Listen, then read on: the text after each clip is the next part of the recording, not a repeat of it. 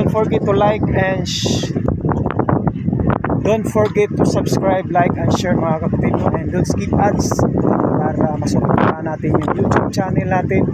And pasensya na kayo, medyo natagalan tayo kasi yun nga, pina-repair pa natin yung kanina bago ako nagpunta dito, pina-repair natin yung vlogging camera natin at saka yung editor natin kasi puno na yung mga internal memory natin. So yan, nag-provide tayo ng pang-editing natin kasi talagang hindi na pwede maka-edit ng mataas. Kaya papansin niyo yung video natin, medyo konti lang siya. So ayan, so dyan sa ating mga subscriber na parating sumusuporta, no? Shout out sa inyong lahat dyan naman sir. Sa mga bago yan, subscribe, share, and i-hit mo yung notify bell para updated po kayo lagi. So babalik na tayo sa vlog. And yun, don't skip ads mga kapatid kasi nag-iipon tayo para sa drone natin, no, na DJI, no. Yun, tulungan tayo ng Panginoon, makakuha tayo ng drone para mayroon tayong maibigay sa inyo na update regarding sa mga vlog natin, no, dito sa Davao City. Ayan, so thank you so much for your watching and God bless you all. As you want, ng hangin dito pag natapos ito, so lalo na pag hapon, open ito pag, so ang ganda dito pag hapon, talagang malapit sa mga taga downtown sa area kasi though daanan naman ito ng mga pero may para naman sa tao na makatawid ka doon. Okay, so napakahangin dito. Kung gusto mo mamasyal dito 2025, talagang mayroon na tayong makikita dito na development of progress or yung bang makikita natin mapoporma na lahat. So ito yung papunta ng Magsaysay, Santa Ana Wharf Bridge kasi yan dyan, pero part pa rin ito ng Boulevard. So dito na banda, Boulevard pa rin yan kasi napakalaki ng Boulevard. So maulitin ko dyan sa may Coastal Bridge, tapos na yung bridge dyan.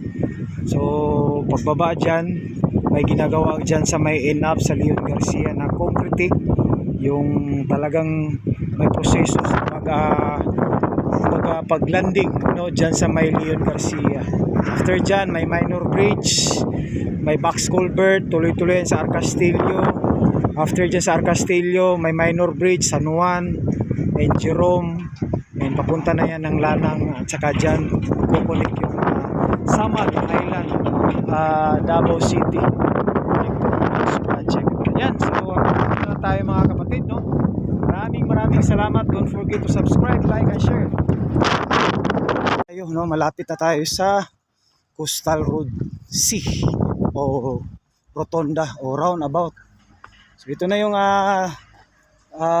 box culvert. Ito na yun. So ito na yung papunta ng sa may dagat. So tuloy-tuloy yan. Pag tinagpo ito, pag kinunik ito siya, ayan. So ito na yung bali yung dugtong, no, ng coastal box culvert drainage project. Kasi bago ito mag-isang daan, ito dito, bago isang maging daan, dapat sa ilalim nito inuna muna yung box culvert. Kasi yun ang pinaka-importante, daanan ng mga drainage para walang baha. Okay, so dito na tayo sa Rotonda. Ayan, no, natapos na dito yung stump dito. So katulad lang ng ewan ko kung gaano ba kalaki sa Times Beach. So I think nung napuntahan ko, bali 30 meters, 35 meters yung layo dito, yung lapad niya. So I think pare-pareho lang. Ayan. So ito na yun ang dito. So abangan na lang natin kung ano ang ilalagay dyan sa gitna, kung may design. Kasi yung sa Times Beach parang lang, Bermuda lang siya, no. So ayan, ito na. Ito yung stump. Ito yung lalakaran ng tao. Saka ito na yung daan. Galing tayo ng Times Beach, Bago. Galing Bago, tapos after dyan sa Bago, dyan sa may Punta Dumalag, dyan sa may Talumo, Matina, and then pagkatapos yan sa Talumo, Matina, tuloy-tuloy na yan dito sa may Times Beach. Yung ginagawa ngayon dyan, no, ng China Road, CRBC. Yung inumpisahan na ngayon dyan sa may Davao River, Bukana Bridge. So ito yung tuloy. So ito na yung kalsada. Ayan. So, ayan. Palabas siya ng Rojas Avenue. Ayan. Dyan sa national, dyan sa highway. Sa road talaga, dyan sa may public. So ito yung papunta naman ng tuloy-tuloy naman ito, papunta ito ng Magsaysay, Leon Garcia, Santa Ana, and then Castillo, San Juan, Jerome, and then connecting dyan sa may Samal Island, Davao City, SIEC. Ito na, no? Natapos na itong stamp.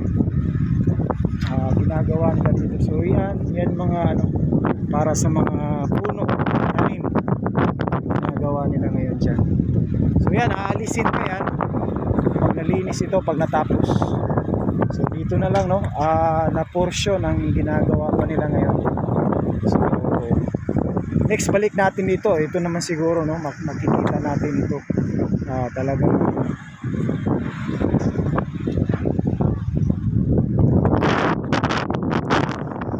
ito, ready na ito, no, makita natin. Ayan, so ito yung pangalawang double barrel, kasi dalawang box culvert drainage na ginagawa dito. So kita natin yung mga tubig dyan, stagnant pa yan kasi hindi pa talaga natatapos. So tuloy-tuloy yan papunta ng Coastal Road dun sa roundabout, no. Ipapakita natin dyan, i-plus natin dyan yung pinakadulo, no, ng box culvert.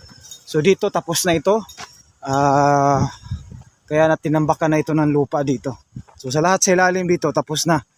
Ayan, so dito naman na side, no. So ito na lang nung bahay na hindi pa nagiba, no. Saka may punong kahoy. Kasi talagang 4 lanes ito. 4 lanes, kita natin yung sa may Times Beach, yung gilid, nandun yung street lights at saka may pathway, no, lalakaran ng tao.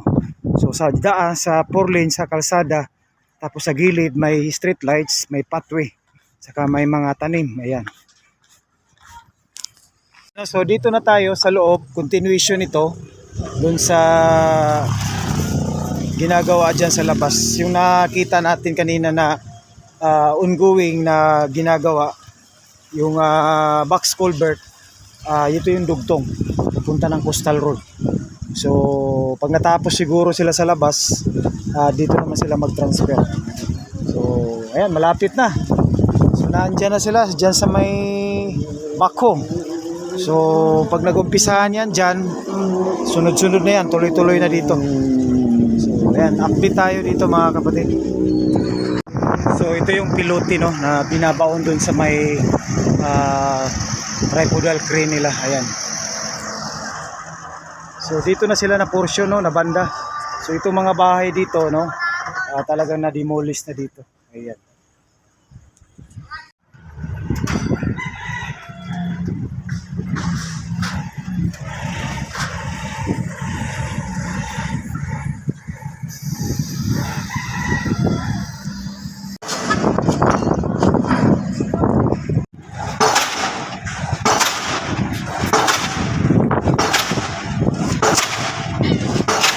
Ayan, dito tayo.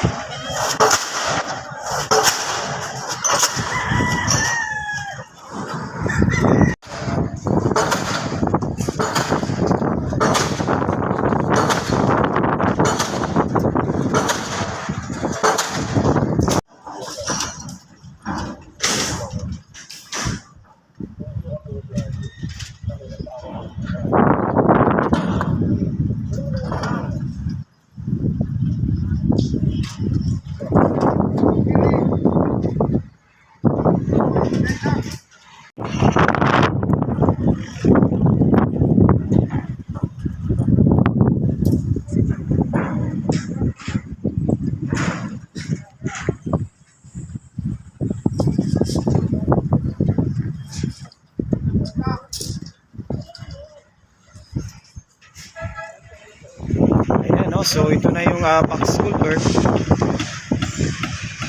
Bali dalawa ito, no, double barrel. Ayan. So napakaganda nito, one day, no. Pag natapos itong coastal rotonda exit.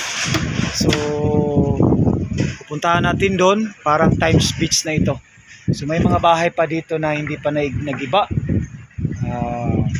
Pagdating ng araw, no, talagang maano na yan, magigiba na yan, no. So okay, punta tayo sa unahan, samahan niyo mga kapatid. Isang magandang hapon mga kapatid, no. Dito naman tayo, update, napakatagal nating buti na lang, medyo hindi masyado mainit, no. Ayan, no, so ito na yung panibago. Last time may shop dito, talagang wala na, no, wasak na siya, nagiba na. So ayan, no, update tayo dito sa Coastal Road exit, no, na one day magiging magiging katulad dito ng Times Beach na 4 lanes ito.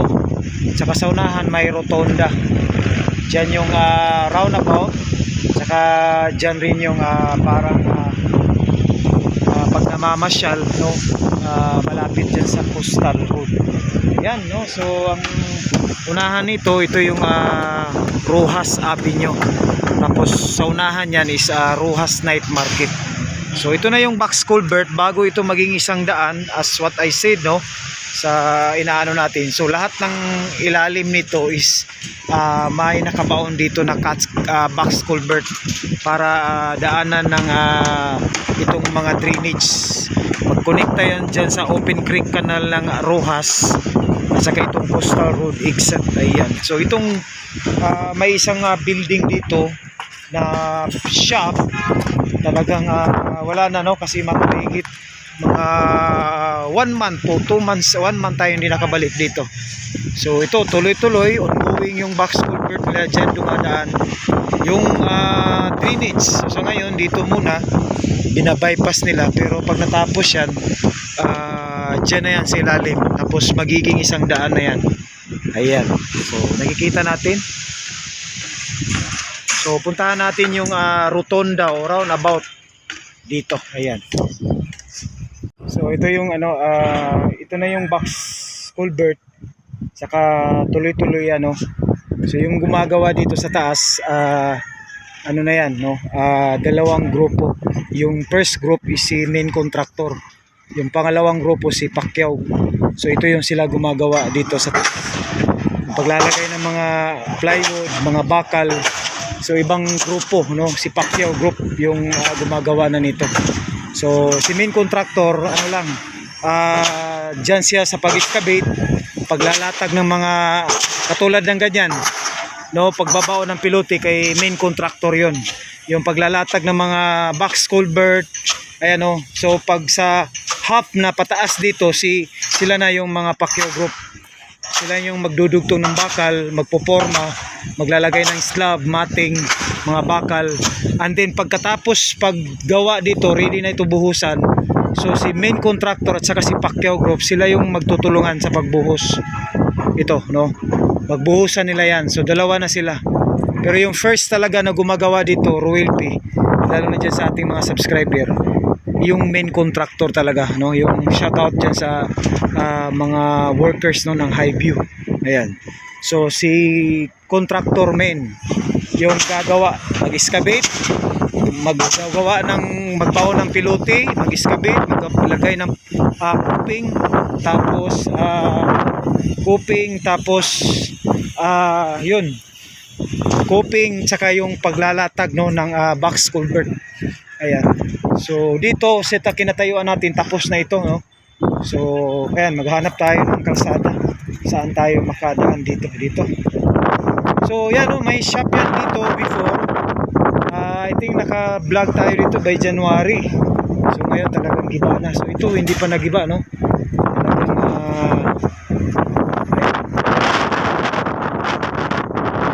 okay, thank you so much. Pababa na tayo. Dadaan tayo dito para makauwi na tayo. Yan. So medyo lalakad ka dito sa may kanal. Ayan. Ayan.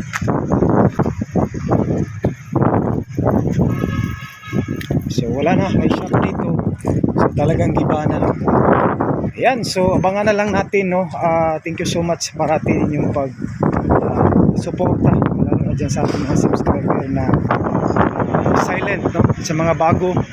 And maraming don't skip ads mga kapatid. Okay, bye bye. Ayan, no, Ruel P. So kita natin, ito ongoing yung paggawa nila ngayon, paglagay ng mating mga bakal.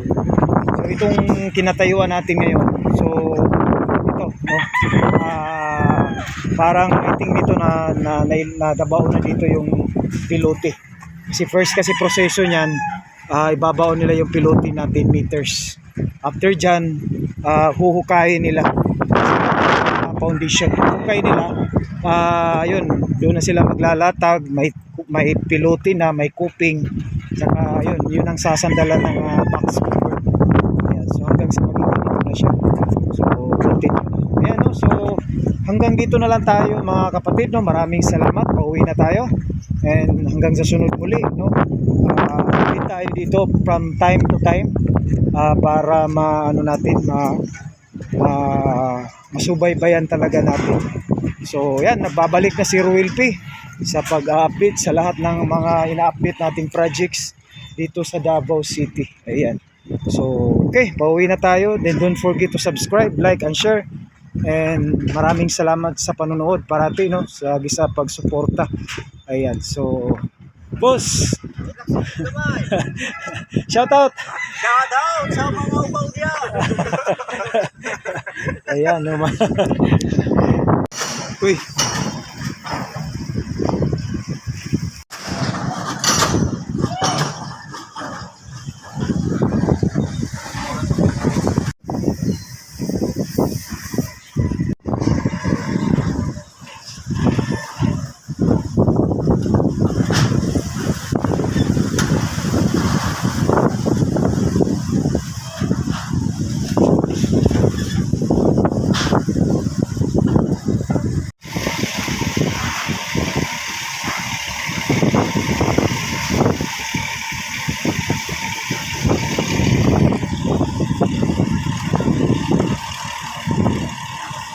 So 10 meters, no, ang taas ng pilote na ibabaw ng kanilang tripodal crane. Ruel P.